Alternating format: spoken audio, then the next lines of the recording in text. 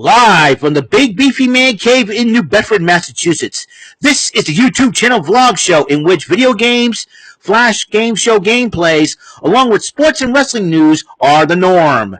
This is the YouTube channel vlog show of positivity, good times, and fun.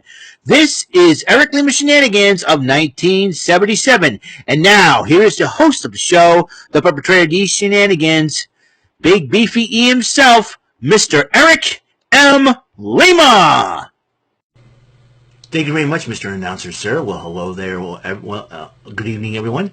Welcome to yet another episode of Eric Lima Shenanigans of 1977. I am your host, Eric Lima. As you know,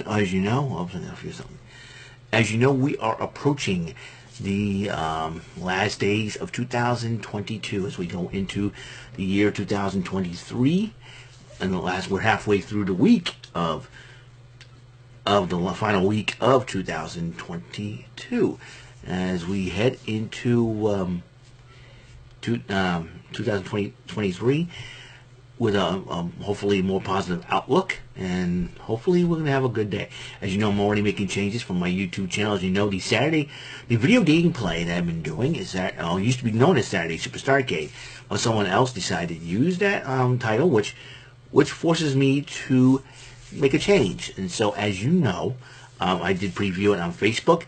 The newest segment for my YouTube, for my video gameplay on my YouTube, on my channel of Eric Lima Shenanigans of 1977, will be known as Saturday Shenanigancade. That's right, it will be all about video game gameplays. There is a new thumbnail. So starting the first Saturday of 2023, which will be the 7th of January, that's where we will start. So, and this Saturday will be the last day of Saturday Superstar Arcade of 2020 and of 2022, and for good. And I'll be playing Red Earth from the Capcom Fighting Collection. That will be, and that will be the, and that will be, and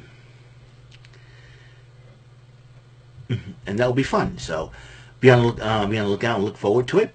So, but for right now, let's get into the final Dynamite of 2022 New Year's Smash.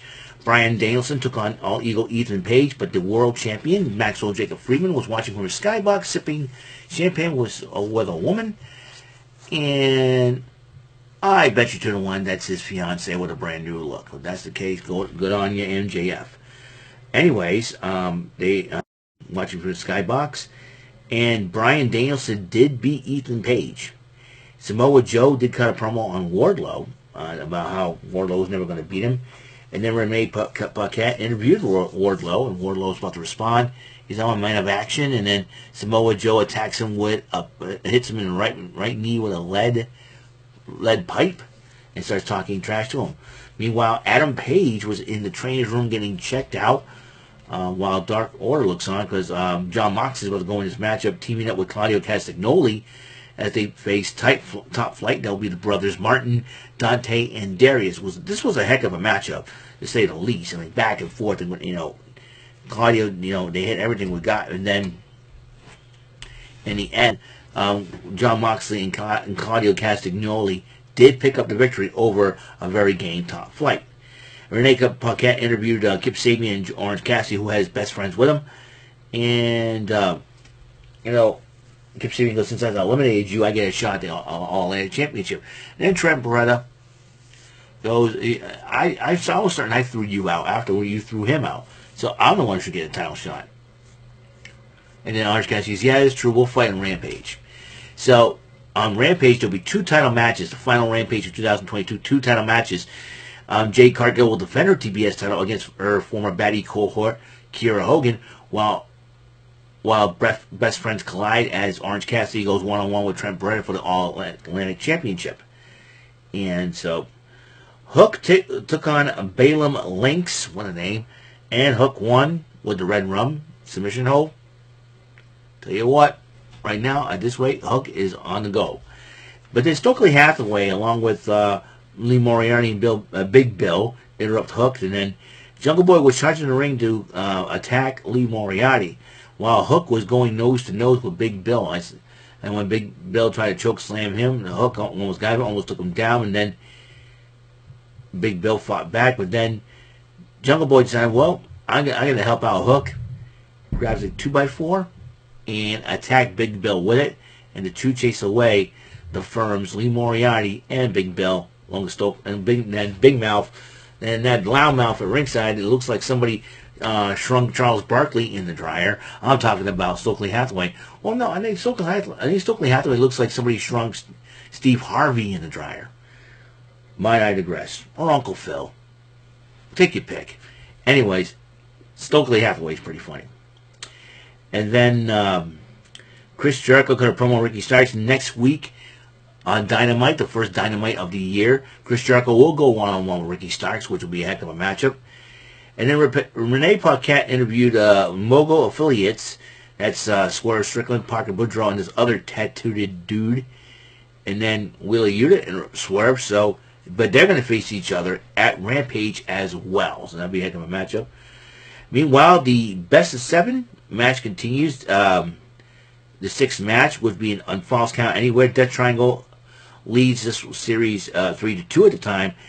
And both teams will start fighting out in the back. Falls Count Anywhere. But in the end, a close call. The Elite wins this matchup. So that means the series tied at 3. So that means a 3 apiece. We're going into the 7th match.